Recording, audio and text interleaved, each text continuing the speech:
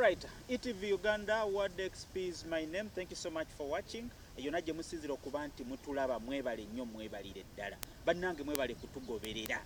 Yonna gye musinzira okutulaba ne mwefiiriza data wammwe, ne mwefiiriza ka wifi kammwe.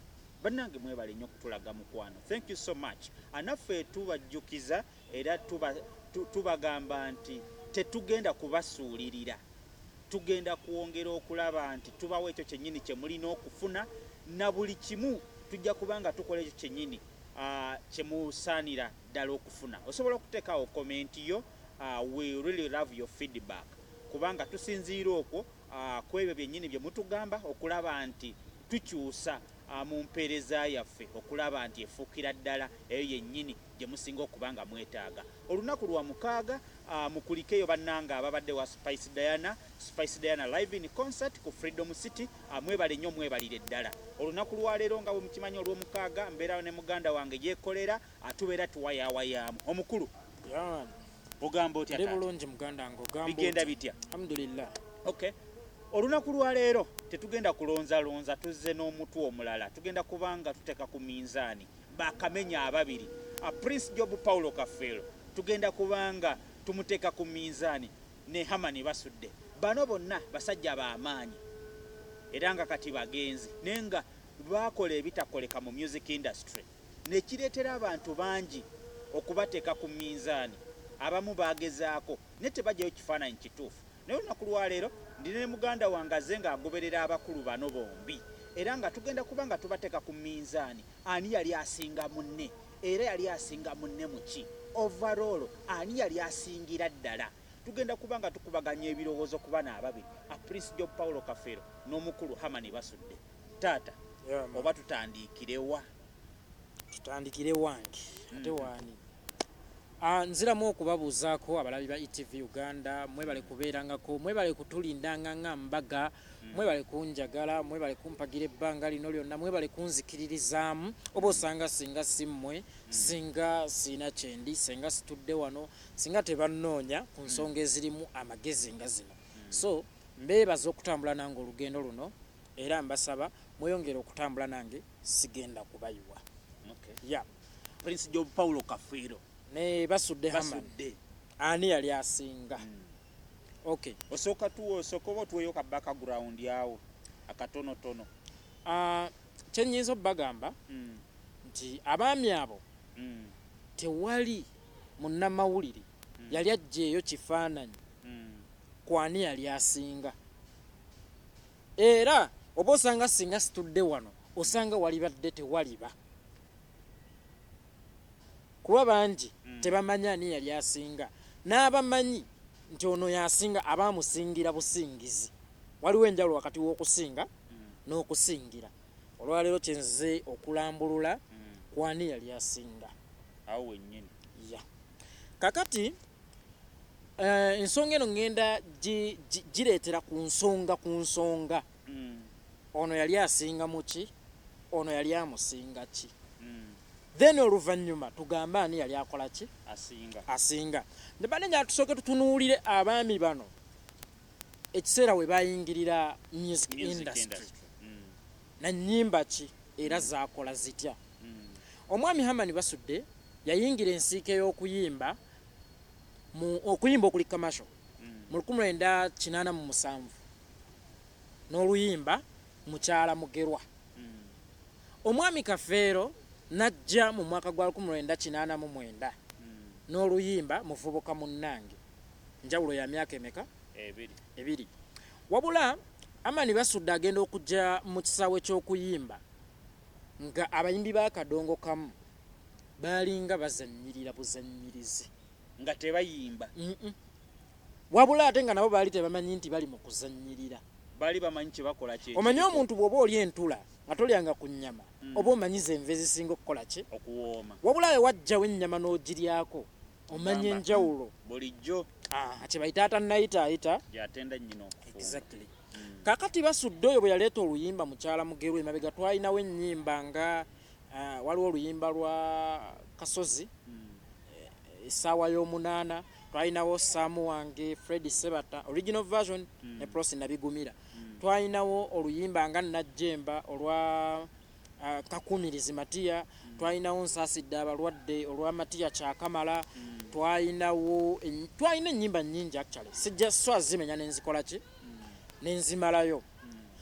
Naye Kadongo Kamu ono Basudde yakyusa enkuba yaayo nti bangi yawandiikanga oluyimba naye nga terukwatagana. Oli n'aleeta ekintu nga bwe ba firimu olaba tekisoboka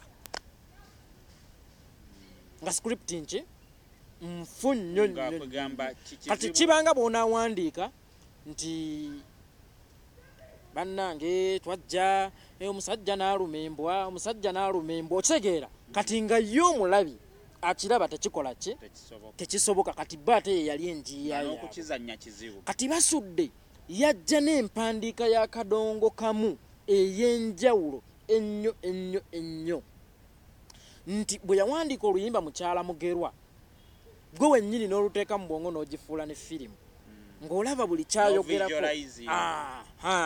n'otandika okukuba akafaani n'oga kati baali wano baali mu lusuku awazivu gwe n'ofuna olusuku w'okola ki w'olusu olw'ensonga nti kyazayimba kiri ku muki ku mulamwa owulira nga takulimbye.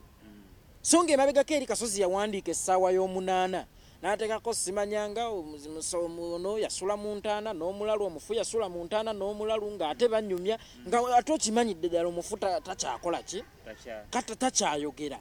Kakati Basudde n'ajja n'abazibula obwongo ku njiya y'ennyimba nti oluyimba luwandiike nga firimu nga byowandiise bisoboka nga bisoboka ne bw'oba ozannyamu.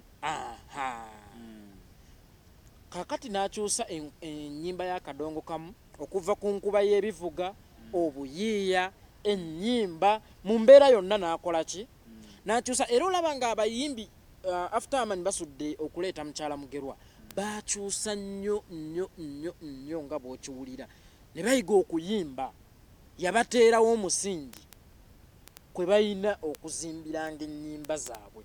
Era ndowooza omwaka ogwaddako oba omwaka ogwo ndowooza mu 88 Sebatta n'aleeta album bagiyita Abagenda Baalikomyewo. Kaakati ng'owulira avudde mu biri bye yazannyiriranga Saamu wange ng'owulira byakukola ki kuzannyamu buzannyi Dingo Maani byabwa Dingo Maani bye baalingamu ebiseera ebyo. So Amanyi Basudde yakyusa enjiya yaki ya music wadde nga yajja akuzeemu mu myaka gwe bala okuva mu 1958 paka mu 87 sijja emyaka nga 29 kadade ye Kafeero bwe yajjira mu 80 mu yali muvubuka nga tulula yalina emyaka ndowooza nga 16 gyokka.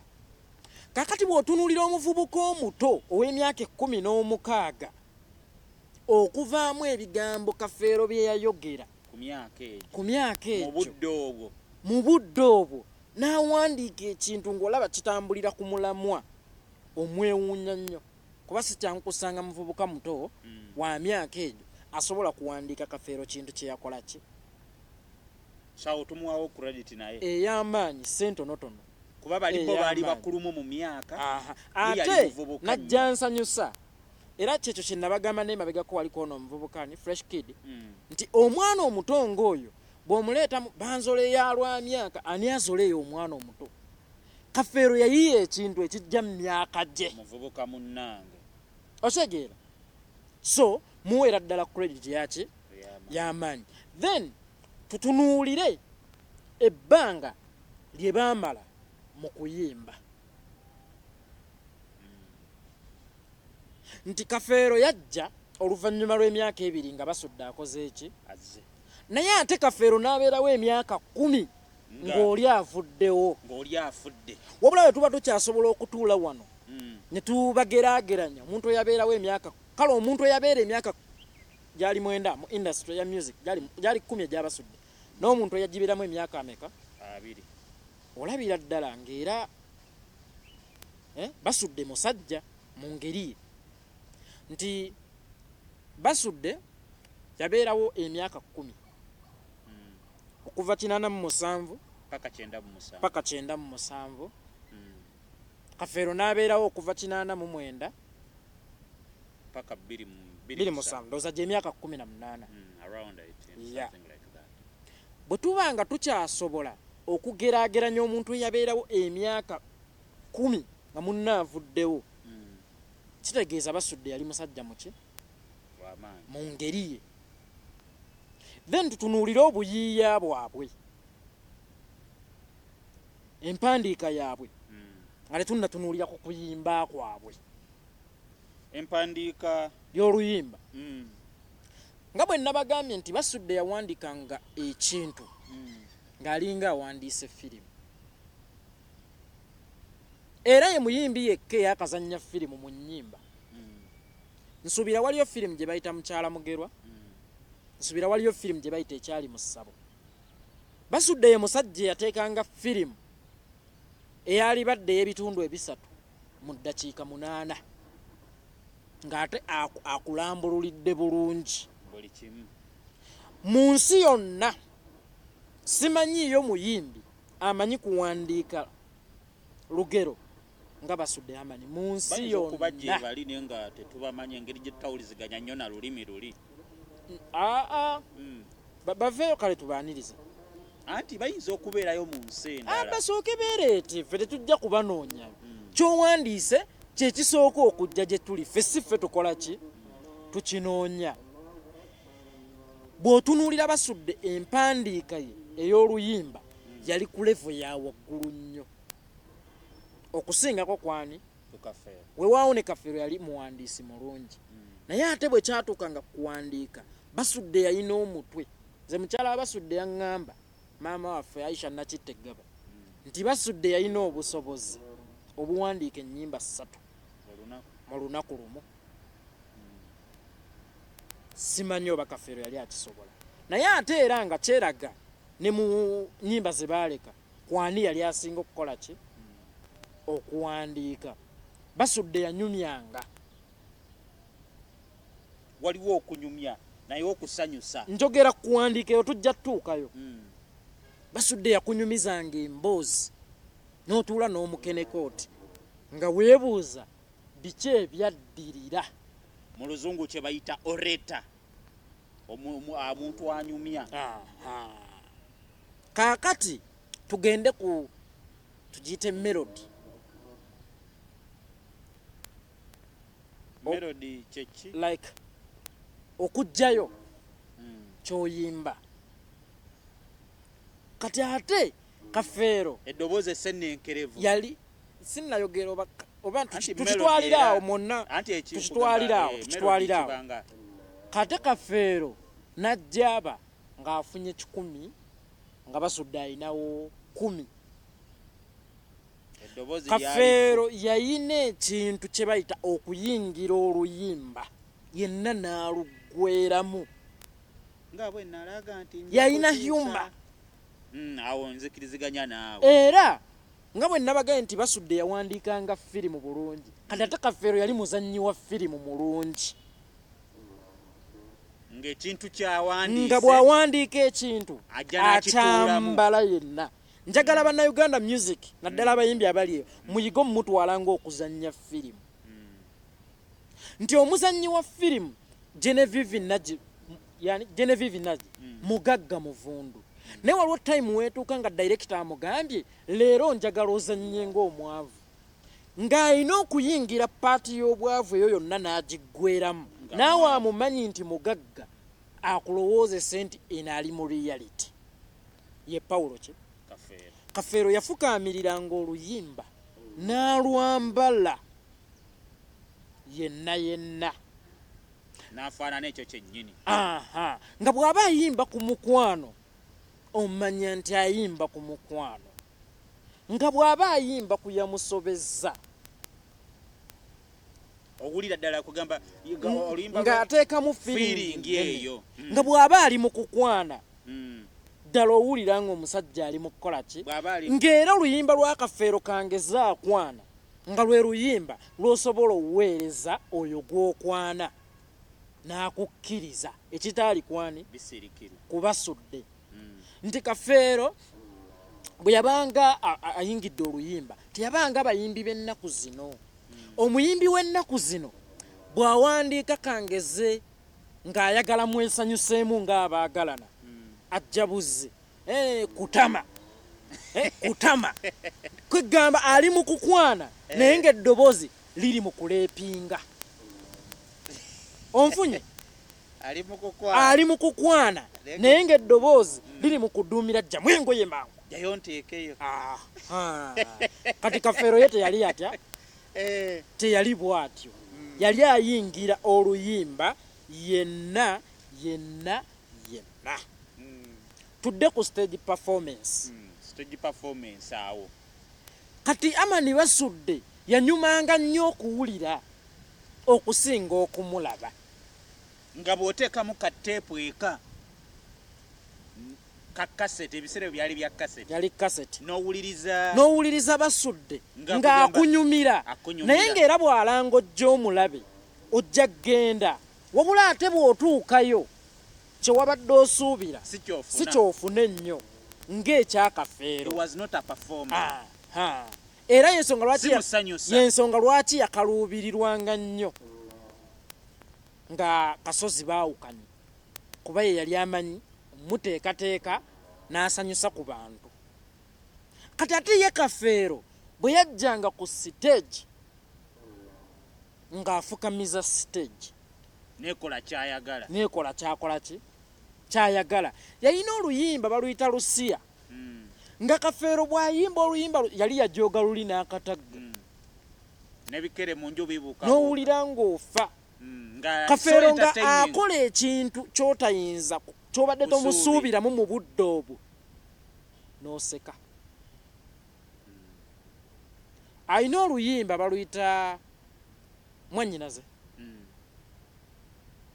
nantabuulirirwa bwe twaliyonka yali ali mu kusomesa ggwanga wabula mu kusomesa eggwanga n'amanya nti bano abantu ate bendi mu kusomesa bakoowa okuwuliriza basiibye bakola kati ate yeetaaga ekimu kya mulamu nawulira nti mwalimu obucupa bwa Uganda Walagi kakati wali ogutwala luddawe lwaki tewagondeetera nenguterekeeka gwe ng'okirabanga ekitono naye kyattanga audience n'otunuulira Kafeero atereka omwenge n'owulira ng'okola ki ng'ate okimanyi munywi wa mwenge ng'ofudde kati ye ate Basudde bwe yabanga ku stage ng'ate ye alinga kamuyite oba owa firimu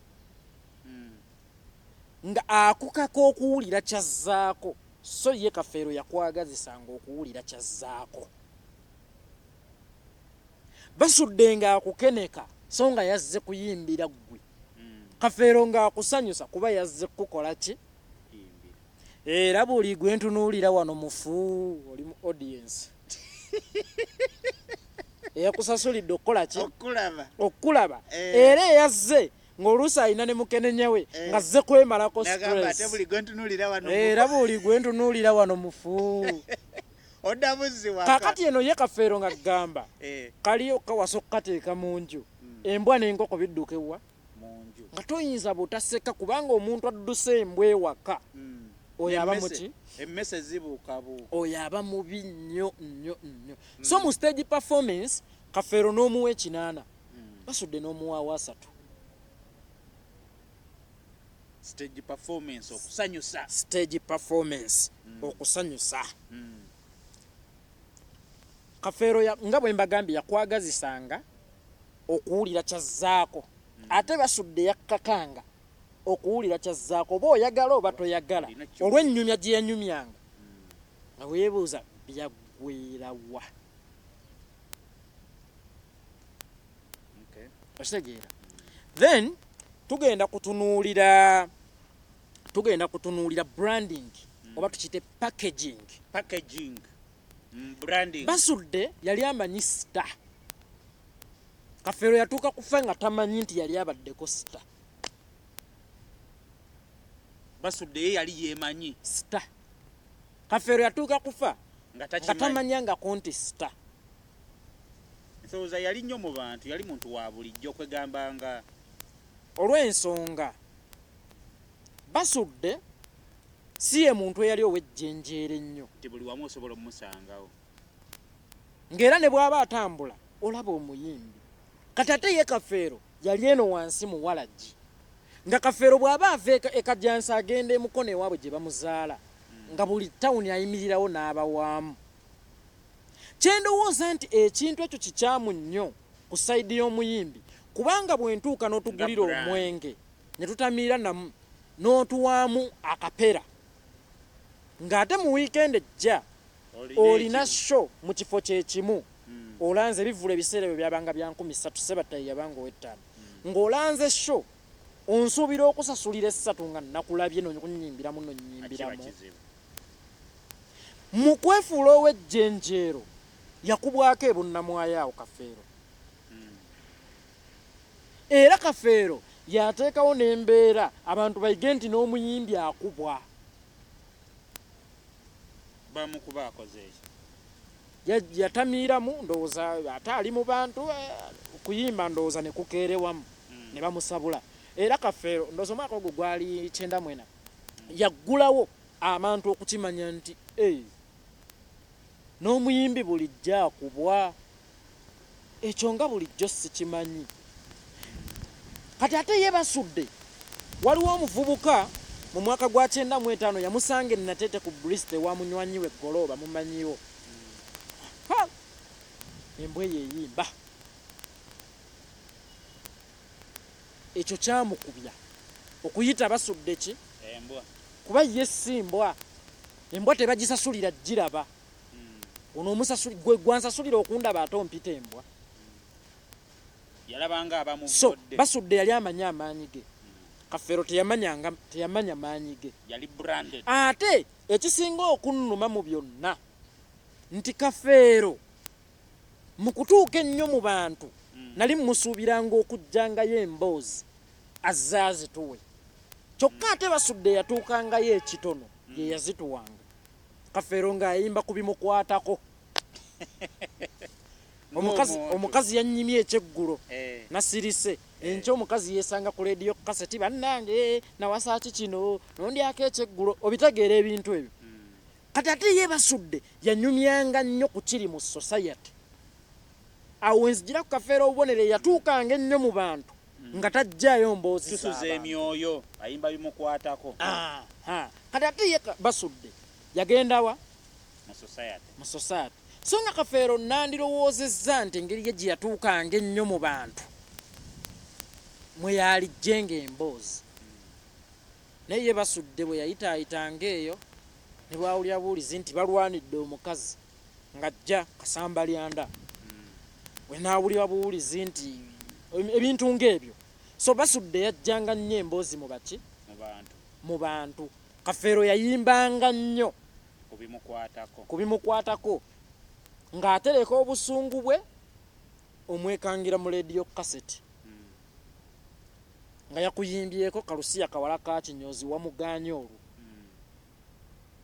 wabula ye Basudde ndowooza emboozi ze yakola nga zikwata ku ye zaali ntono wadde nga ye nga mu kuzireeta alaga nti zaabanga ku ye. That's why nkugaye muwandiisi wa firimu muki mulungi okuyimba olulimi Oluganda. Bwe twogera ku kuwoomesa olulimi Oluganda abasajja abo baali banjawulo bonna baali balungi. Basudde yawandiikanga olulimi Oluganda lwotawulirangako mu Uganda naye ate Kafeero yali yasoba olw'ensonga nti Kafeero ng'aleeta ekigambo ky'olulimi Oluganda nga takulambululira ng'akulekaawo ninga olubuya wakati mu birowoozo byabyobeera kati ng'akulekaawo gwe nga totegedde ebyobeera kiki. Kati ate ye Basudde yafubanga nnyo ekigambo ky'ayogedde okikunnyonnyola naye ye Kafeero yakulekaawo mu suspense. bamanyizi be banzuukusizza akabanzi nazze Lwana naye kansooka oyomba nosigala ng'otakula omutugwa atamanyi bulungi Luganda. I think style tekiva ku gundi nga abasomye olulimi awaliwo kye bayita style nti buli omu kisinziira writers intention ekigendererwa kye kyali ki ayinza okuba ekigendererwa kiti kyali kyakusomesa abantu lulimi nti bw'owulira ekigambo nga bwe twasomanga kyentegeeza sigambye nti teyasomesa naye kyentegeeza yalina oluganda lw'ebuziba ate lw'otasobola kuvumbula ggwe ate olw'abasudde lwali lwakuvumbulwa lwali luvumbulikika olw'ensonga nga ne bw'obanga ataddewo ekigambo ng'afuba okukikutegeeza kubanga ye amaanyi ge gaali mu kusomesa kwokka ng'alina okukusomesa n'onnyonnyoka so ate Kafeero yalina ekyokulwanyisa kyekyanga musanyusa nga ne bw'oba totegedde ojja kunyumirwa yes then ekirala Basudde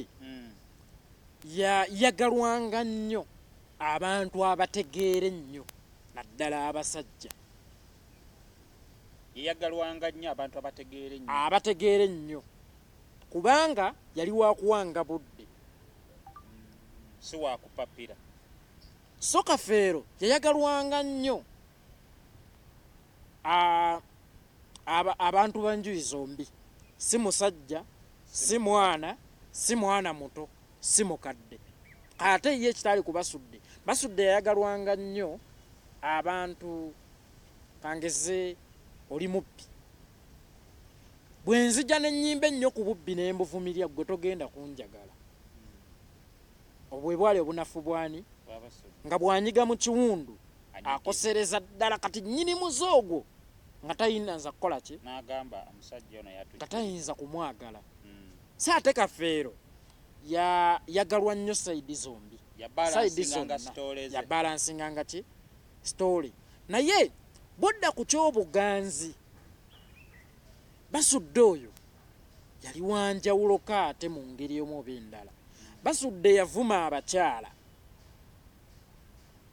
mu buli nnyimba ze ezisinga si kubavuma nti bamusinika ebinnyo like ebikolwa byabwe byetololera ku bakyala Kasamba Lyanda simanyi omukyala omwenzi omukyala omwenzi mukyala Mugero yawabbawo obutwa so naye ate tebamukyawa to the extent kangaye bakubira obucupa oboolange baleme kukola ki kujja ago gaali maanyi ge nti Basudde yalina ekintu ekyenjawulo oluusi kale nga ne bwaba kubyemu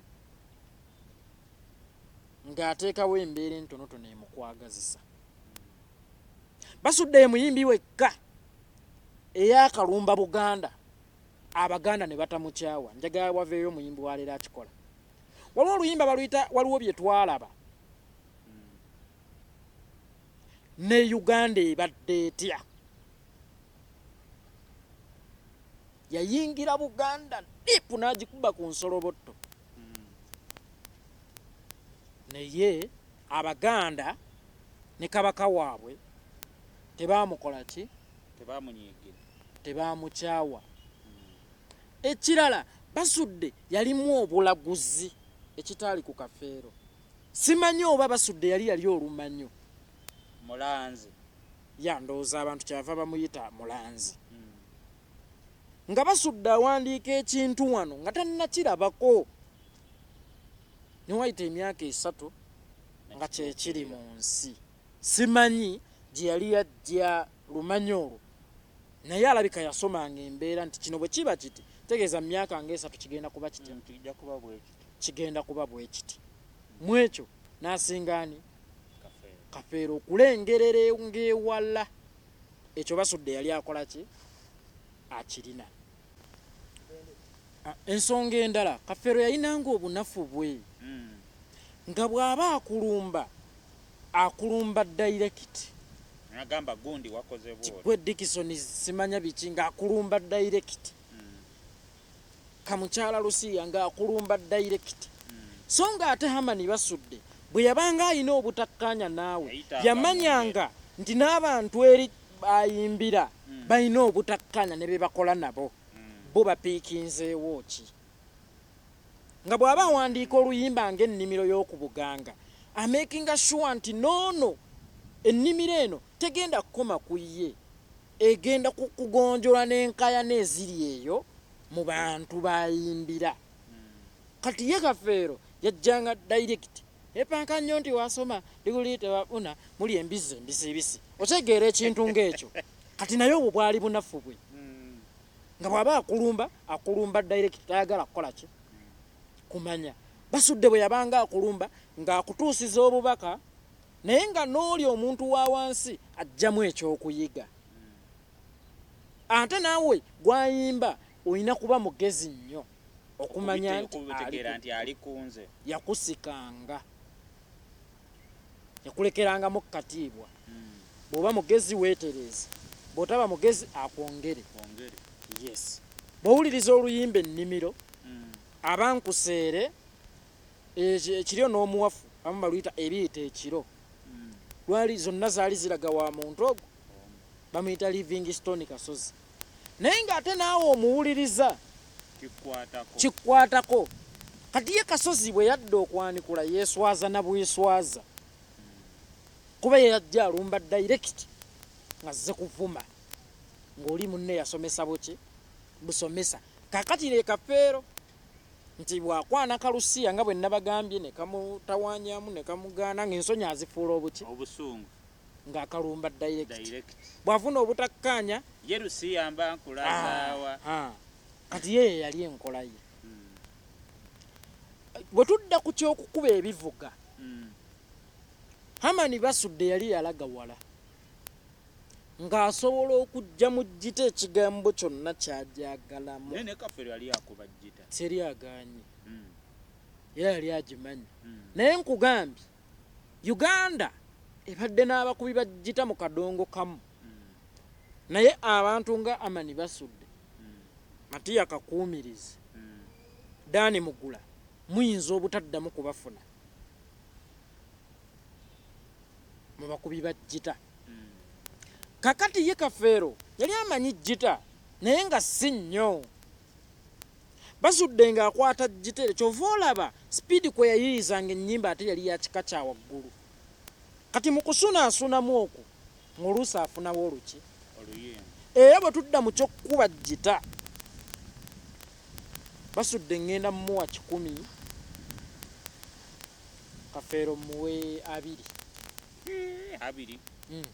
Yali tatuuka yadde mu kkoota y'Abasudde bwe kituuka kusuna ki jjita. Tudde ku nnyimba zaabwe n'amaanyi gaazo. Waliwo oluyimba Walumba Ezzaaya olwa Paulo Kafeero. Oluyimba olwo lwe lwasooka okusala ensalo mu nnyimba za Kadongo Kamu ne lufuluma Uganda n'ensalo zaayo ne lugenda ne Cairo ne luliirayo award. Kafeero yatuula mu luyimba mazima nga bw'owuliriza oluyimba Walumba Ezzaaya ng'olina omuntu we yakufaako nga ddala mwalina enkolagana okaaba nga luli emotional. Kaakati ate bo bano bannaffe abaddawo bassemakula bw'ajja okuyimba ku Walumbe weezinira mazina okyegeera Walumbe mubbi naye woolaba ekiwooma okyegeera olya anti trend seems music akyuseemu. Tuyinza okugamba music akyuse ateri agaanye naye na music bw'akyuka na game music kubanga kuzannya firimu yingira ky'oyimbye. Bw'oba osazeewo kunkwasa nnakunkaabya okugjayo ky'okola ki. Kafeero yayingira oluyimba olwo ne tugenda ku luyimba lwa Hamani Basudde mukyala Mugerwa nabagambye eri yali firimu. Basudde yakwata firimu ya bitundu 3 nga buli kitundu kya ssaawa emu n'agiteeka mu bubaka bwa ddakiika ezitawera 8 nga bwe nagerwe luyimba olwakyusa ekisaawe kya Kadongo Kamu abayimbi kwe baayigira okuwandiika ennyimba kwe baayigira okuteeka ebivuga ebinyumisa ennyimba oyani gye Basudde. Ogende ku luyimba lwe bayita tusuza emyoyo lwa Kafeero nga bwe nabage nti Kafeero olw'okuba yali musirise nnyo abantu nga bw'omunyiiza nga tajja kwatulira ayita mu music nga music we yeekubagiriza n'ategeeza ono yalina kye yamukoze nti naye gundi wankoze buki bubi omuntu akonoonera erinnya okusiba asaana mayisa nabigenderako muli bazibu bannange nabatusuza empewo nga tuzuŋŋana n'ensi ng'owulira alumwa nga kyewamukoze kinene naawe n'olumirwako olwo lwe lumu ku nnyimba za Kafeero ze yasinga okunnyingirira n'alwambala lwe luyimba lw'enkuba nga waliwo gamba alina mupato oba bwe twabanga tugenda otyaba enku si lwero nga maama adduka adda n'omunyaala yayingira oluyimba lwonna n'aluggweramu omanyi Kafeero yalina ng'afukaamirira oluyimba n'alwegondezaako nalwo ne lumugondera oba ne lumwewa oba yalina kye tuyita I think enjawulo gye yalina simanyi oba kiyita mu luzungu mu Luganda naye mu luzungu bakita intonation. Intonation kwe kuba nti okyusa eddoboozi ne litegeeza ekyo ky'oyimba. Nakyo kisoboka nti ye yali kugamba nga Basudde ayinza okuba nga ye bwe yalinga ayimba kwegamba nga intonation yeno ayinza okuba oluyimba oba lwannako oba lwaki nenga kwegamba eddoboozi lye terikakkana terimusobozesa kuyingira mu luyimba n'asalawo aluyingiremu n'obwongo so si neddoboozi nga eddoboozi lye terikakkanako. Kaakati ogende ku luyimba lwa Hamani Basudde ekyali mu ssabo. Ennyimba za Basudde ezisinga firimu lwe luyimba lw'oluwuliriza n'olukuba obufaananyi kati gwe bw'atandika okuyimba n'olaba essabo we baali batuddewa omusawo yakola atya wamma yatuulaganya akabiina kati naawe n'okakuba obuki obufaananyi n'olaba nga balwana bakazi bajja so ne weesanga ng'obuyiiya bwe yakozesa mukyali mu ssabo nabwo tebwali bwaki bwa bulijjo. Wano luno olw'obwenzi simanyi ki kasamba lyanda tawanga abange embalamusizaamu ennasisosodde embika bwero nkakasa.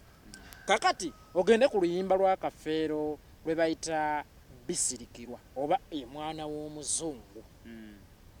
Zanjawulo Kafeero yayina ekintu ekyenjawulo ekitwala omukyala ng'ekyomugaso gy'ali ng'era ne bwakwana amanyisa ensi yali abaagala abakyala nga ne bwakwana takweka akumanyisa ensi nti akoze eki ekitaali kubasudde yali mutiiti naye ate n'otamunenye eddoboozi lyali terimusobozesa kuyimba muki mukwano. Bw'owuliriza oluyimba olumu mu nnyimba ndowooza enkaaga ebbiri ze yalekamu oluyimba lw'omukwano olumu baluyita Nnamagembe naye nga bw'oba tomanyi Luganda n'omuwulira nga ayimba olowooza ayimba ku kibbattaka ayimba mukwano naye ng'owulira nga abali mu kuyombera emmaali y'ekika ayinza okulaba omweyagalire maama n'omubuuza ani akutuga baasu so ye Kafeero yayingiranga oluyimba naddala olw'omukwano naawe n'akusuula mu mukwano gwe atannagugwamu. Ogende ku luyimba Baasi Duniya olw'Hamani Basudde olujjudde obulanzi. Olwo oluyimba Hamani Basudde lwamutuusa mu buli kitongole kya gavumenti eky'ebyokwerinda nga bamubuuza wayimbye ku ki tunnyonnyole wabadde otegeeza ki n'olwaleero tebannategeera yali ategeeza ki naye nga batandise obbiraba kyekimufuula ow'enjawulo nti bw'oba osobola okuzannya ow'ekyomusanvu bw'aba asobola okuzannyira ku bwongo bw'abalina diguli yali wanjawulo nnyo. Olwaleero munnayuganda kyatandika okumanya Baasi Duniya omusajja yali agamba ki kuba ne Baasi aleka gye yali ayogerako mu budde obwo yali ekyali mu mbeera nnungi naye ye yagiraba nti Baasi eno gye tutambuliramu egenda kukola etya bweti. Then tugende ku luyimba lwa Kafeero Kampala mu kkooti yalagulamu ku olwo Paulo Kafeero yalaba Jennifer Musisi nga Jennifer Musisi tannabaawo Kampala mu kkooti yes yenna wakaali mu Kampala mu kkooti Jennifer byazaakola ye yakirabirawo nti Kampala agenda kutuuka abeemu abakulembeze abamugobamu abantu baddewa ebbali ewaabwe oba balime amayuuni oba bakole ki ye Kafeero ekyo yakikola ki. Ogende ku luyimba lwa Hamani Basudde lwe bayita ennimiro y'okubuganga yeeyo yes oluyimba olwo Hamani Basudde yali koona Kasozi Livingstone. Naye nga bwe nabaga nti yafubanga nnyo naawe atali mu ntalo ze na Kasozi olinayo Kasozi weeyo akulya obubi bwe mwatandika mwenna emirimu ne mutunda n'agabana yekka. Otegeera? Then ogende ku luyimba lwa Kafeero lwe bayita Buladina. Kwali kubuulirira Ndowooza ye firimu ya Kafeero yokka mu nnyimba ze. Kafeero yawandiika firimu mu ddakiika 14. Era ndowooza waliwo yali yamusinga okunyumya emboozi kuba mu kyemboozi kunyumya Basudde yali asinga. Ngamba okuyimba ennyimba empanvu. Kafeero yali yayitawo ndowooza. Bonna baali bakuba ennyimba empanvu. Kati Kafeero yanyumya Buladina. Mu butuufu naawe abadde alina omwana atali wo naye ng'omuyisa bubi n'oddamu ak'obuntu. Ekitegeeza ye yakola bw'ati ne bw'ati n'aweerera n'omwana amwatulidde bagenda kukola ki? Ku mbaga. Wabula ate nga bw'oluwuliriza ennyo oddukirawo ku musaayi. N'ogamba waayo bano abaana bennina bange. Kaŋŋende nkebeza abaki? Abaana. So ne weesanganga bonna baali bayiiya wadde nga Basudde yali yayitawo. Nnyimba zaabwe zonna zaazitowa. Lwakuba eza Kafeero zaanyuma nnyo, eza Basudde zaasomesa nnyo. Kiddemu ekyo. Eza Kafeero ennyimba za Kafeero zaanyuma nnyo. Ennyimba za Hamani Basudde zaasomesa nnyo. So tuyinza okugamba nti Kafeero yali musanyusa nnyo wadde nga era yali asomesa. Naye Basudde yali musomesa nnyo. Ye manyi oli abasomesa abaatusomesanga nga bambi content amulina naye nga ebyasomesa tebinyuma. Nabyo byanyumanga ebyabasudde wadde nga tebyenkananga. Anti kakati waliwo era n'abasomesa abamu. Naye nga bw'omanyi ebyokusoma ng'olina ticca ajja ng'alina content yenna packaging ye. Naye ate nga byakusomesa afuluma tokutte naddala ab'obwongo obutono nga ffe. Ye Basudde. Kati ate ye Kafeero bw'aba yali musomesa yajjanga na katono. Naye nga olw'okuba omwesunze nga anyumisa kyakusomesa n'oteeka mu bwongo katono n'ogenda okukoma mu bwongo mu kibiina ng'okyakola ki? Ng'okyakirina. So bwe tudda ku ky'obuyiiya bonna baayiiya naye omu yanyumisa nnyo omulala n'asomesa nnyo. Oye Hamani Basudde ne Paul Kafeero. Ku bonna ani yali asinga okutuuza? Otugamba nti okutega kubanza ezijjukira ndowooza twali bugundi nnyo naye Christmas ndowooza Hamani gundi Basudde yali amaze okufa. Naye Nakivubo yabeeranga ya Kafeero ku Christmas we yateekanga. Nedda Kafeero Christmas yateekanga ku Mavin. Nakivubo Abitex ye yabategekako ne Ssebatta ani asinga. Bwe twogera ku ky'okutuuza abantu mu Kivvulu sigenda leero kujajinga Kafeero kuba yaliwo nga nti Basudde okuva lwe yayingira music industry ye yali nnamba emu paka lwe yagivaamu. Ekyo kkiriza oba gaana olunaku Basudde akyali bannayuganda abali eyo Basudde ye muyimbi yekka nga yayingidde jjo music industry akayima kaafulumye jjo n'afuuka nnamba emu enkeera wajjo. Yafuukirawo ate paka lwe yafa nga ye nnamba ki? Yamala kufa ne tuyoka tuba Ssebatta nga ye nnamba emu. Bonna baaliwo naye ng'oli ye nnamba ki? Era abayimbi bangi baasanga okusoomoozebwa nti Hamani Basudde nga towandiikira ku peesi ye.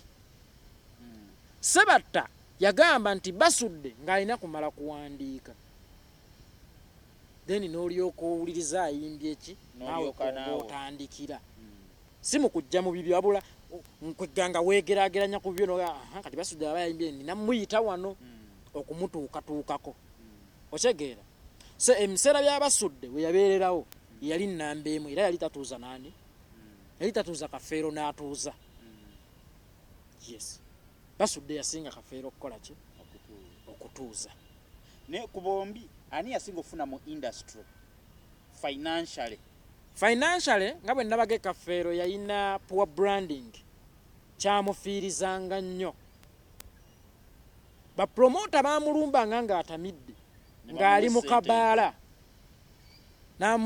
nga Kafeero alina okuyimbira $2,000,000 olw'okuba atya Musaali High nga bagenda mumuwa akakadde ate akanywera awo.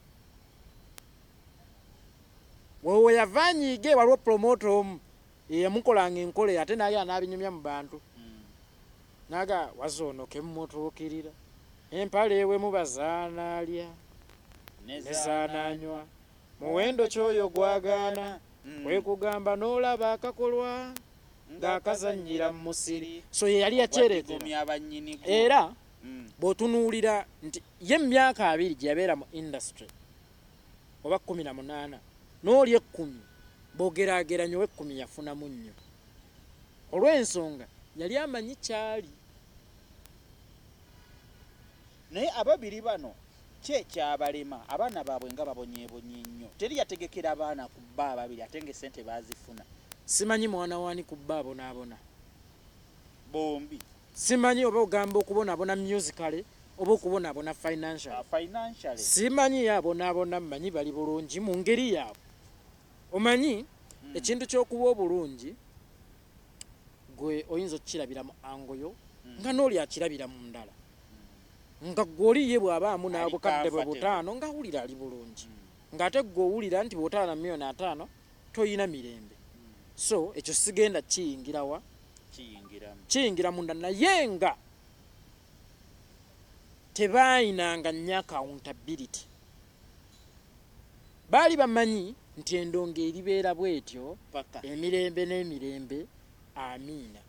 That's why neebaza abaana ba Eagles production yabo baafuna abantu abakugu abatali bayimbi ne bababalirako bajjeno Katumba Mala nti bw'ojja mu ndongo akasente teekako wali kubanga eno enduulu gye bakkubira enkya teriiwo.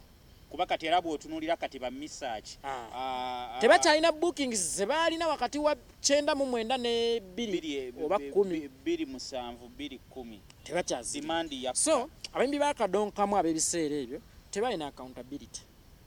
Siyogedde ku babiri bano benjogerako naye nga tebalina. Ndowooza endongo teyali mu nnyo okusuubula.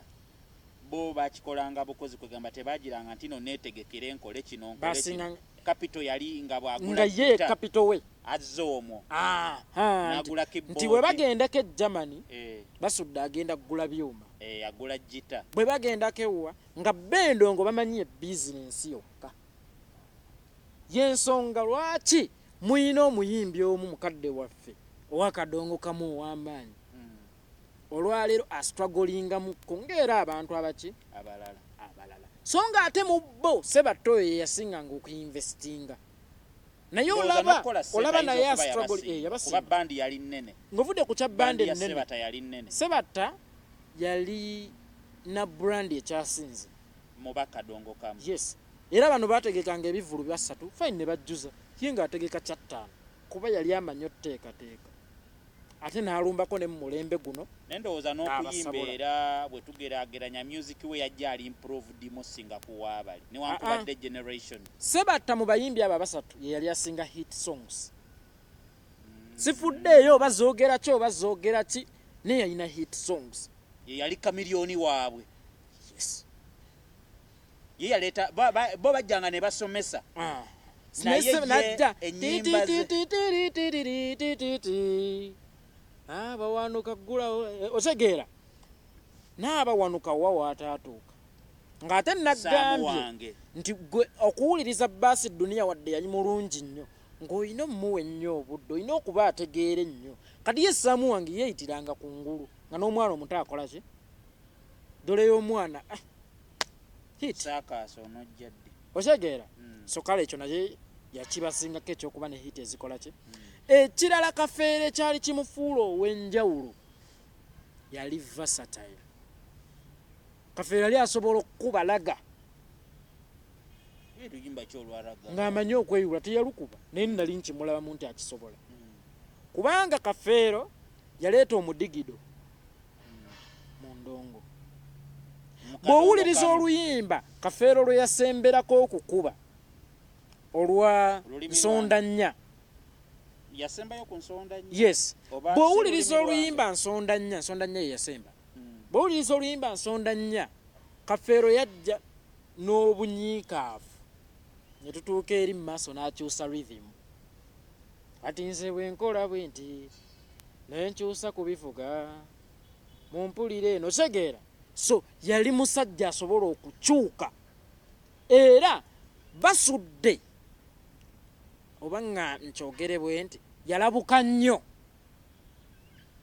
mu nsonyiwe abawagizi b'abasudde ngenda kireeta mu ngeri bweti basudde yalabuka nnyo n'afiira mu budde obwo.